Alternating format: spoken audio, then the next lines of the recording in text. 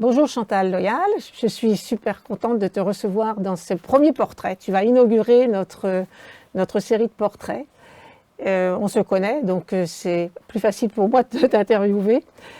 J'aimerais te poser en fait deux questions pour essayer de cerner ta personnalité. La première question qui concerne la création de ton association d'Ifekako et du grand festival créole qui prend une extension chaque année un peu plus grande. Comment as-tu fait ce glissement de l'association d'Ifekako à ce festival? Alors l'association d'Ifekako a été créée en 1992. La première création a été en 1995, donc nous aurons 30 ans l'année prochaine. Et je pense qu'avec la maturité, avec l'âge, il y a des besoins qui se font sentir, et notamment le besoin de l'invisibilité de nos récits d'outre-mer, de nos récits de la petite et de la grande histoire de la France. Et il m'a paru à un moment donné important de pouvoir proposer un temps, un moment, un temps fort pour les créoles. Et ça s'est fait autour du 28 octobre, autour de la Journée internationale du créole. Mais du coup, autour de ce 28 octobre, finalement, nous avons 2 mois en hexagone de festival et 1 mois dans les Outre-mer, plutôt du côté de la Caraïbe et on va dire de la Guyane, Martinique, Guadeloupe, Guyane. Et en France, nous invitons bien évidemment la partie océan Indien, donc la Réunion. Et cette année, nous avons eu Mayotte, nous avons eu la Nouvelle-Calédonie également. Alors comment j'ai fait le pont? Comme je vous ai dit, ça me paraissait d'une évidence à partir d'un certain âge de voir que des choses n'étaient pas faites ou que des choses ont été faites et se défaisaient très rapidement. On n'est pas à l'abri que ça se défasse aussi très vite. Il faut être très vigilant.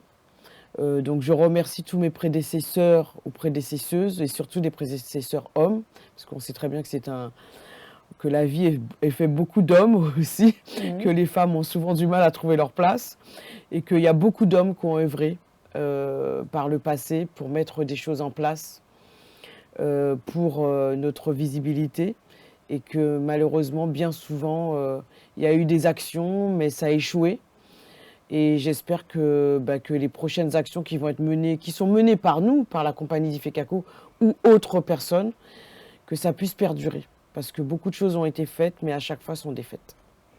Oui, tu as un parcours qui est un peu éclectique au niveau de... Parce que je rappelle que tu es chorégraphe, tu es danseuse et chorégraphe. Tu as un parcours un peu atypique puisque tu as commencé par la danse classique en Guadeloupe et pour après venir à Paris et t'initier à la danse contemporaine et africaine.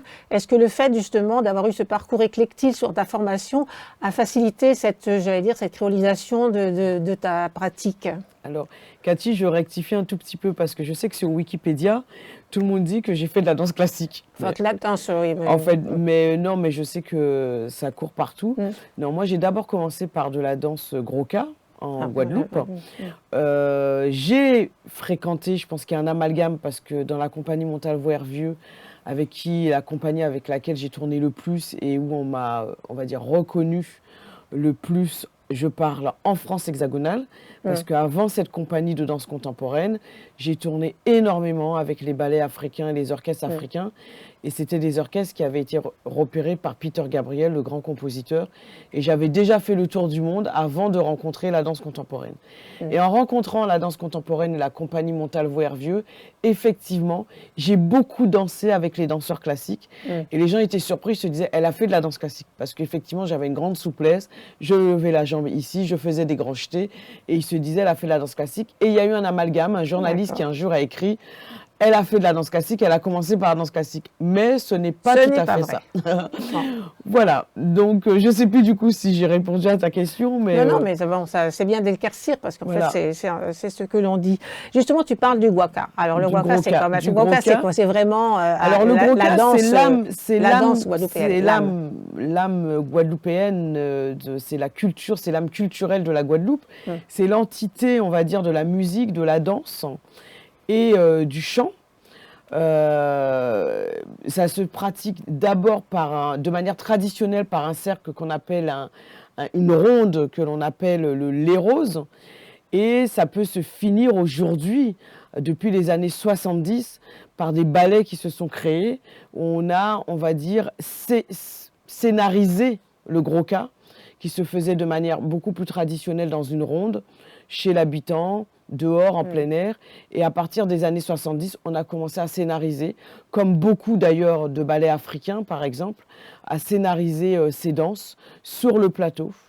Et voilà, et aujourd'hui, c'est devenu, on va dire, une pratique qui a gardé son entité de le faire de manière traditionnelle, c'est-à-dire dans une ronde, mais aussi de manière scénique.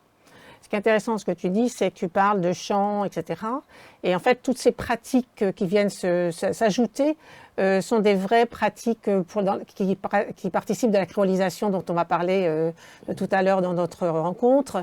Et est-ce que c'était important pour toi, en effet, de faire intervenir des conteurs comme Igo Drané, etc., dans ton festival? C'est-à-dire, quelle est l'importance pour toi de diversifier les façons d'aborder les cultures?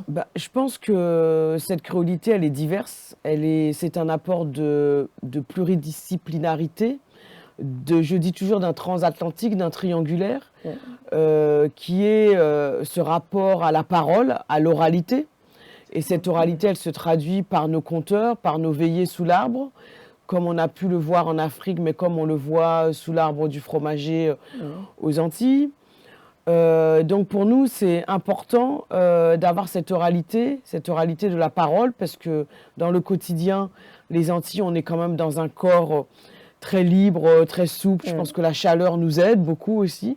Et on s'exprime beaucoup par le corps, par les gestes. Voilà. Donc l'idée, c'était de pouvoir aussi montrer ce pendant de la culture par la voix, qui est donc le conte, qui est aussi le chant, parce que les Antilles, on chante beaucoup en créole. Et également par le corps, la danse, et par le théâtre, par aussi le culinaire, par aussi le vêtement, nos us et coutumes de nos traditions. Et nous avons aussi une façon de s'habiller. Nous avons nos traditions, on va dire, autour des matériels comme le tissu, le madras, la broderie anglaise. Tout ça, c'est montrer tout ce que nous savons faire avec notre patrimoine immatériel. Allant de la vannerie peut-être, comment on sait faire le panier, comment on sait attacher nos cheveux, nos têtes, nos foulards, comment on s'habille, comment on coud, mais à la fois comment on cuisine. Tout ça, c'est notre culture, on va dire triangulaire, transatlantique, qui a été ramenée par tous ces bateaux qui sont arrivés chez nous et qui a fait une culture, un mélange, à créer, et qu'on peut parler de créolisation à ce moment-là. De création et de créolisation, qui est le thème de notre soirée. Écoute, je te remercie infiniment de m'avoir demandé que tu puisses participer et qu'on puisse participer à ton festival créole. Et j'espère que tout le monde va découvrir des tas de nuances de cette créolité et de cette créolisation. Mais c'est surtout, on essaye d'être fidèle, et puis on essaye surtout d'avoir des propositions sur différents territoires.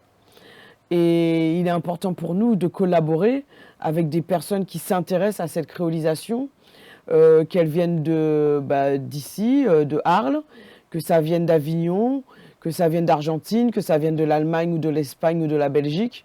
Pour nous, c'est hyper important parce que cette créolisation, elle concerne tout le monde, comme dit Édouard Glissant.